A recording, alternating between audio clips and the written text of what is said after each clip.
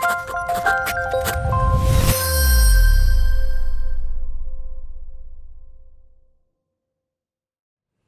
everyone, I just wanted to bring to your notice how this knowledge that we have learned so far in the case study about India can be applied in anything that we are about to purchase or to use as a clean energy solution. Let's say instead of using a gasoline car or a diesel car, you want to go for an electric vehicle like Tesla or whatever. Yeah.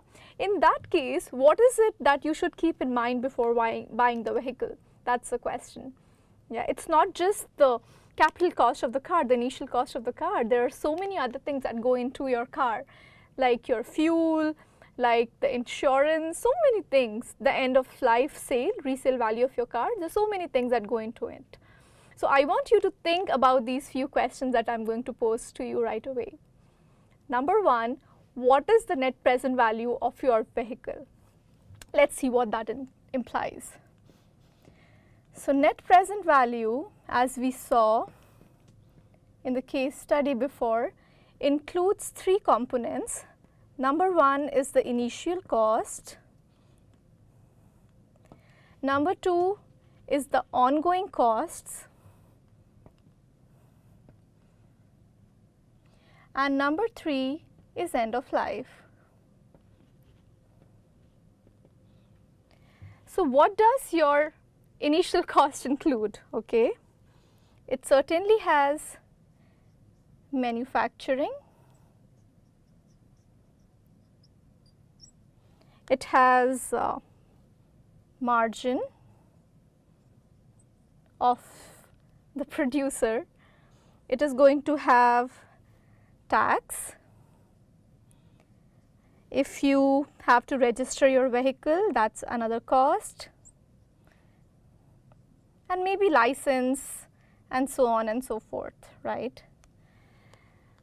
Ongoing costs would typically include fuel, which is a major cost if you have a gasoline or diesel vehicle, which is typically free for an electric vehicle. You have servicing, monthly or 6 monthly, however your vehicle is placed. I think insurance is an ongoing cost too, especially here in US. Then you have spare parts, and you have to see how easy it is to find your spare parts, right? And end of life typically includes the resale value.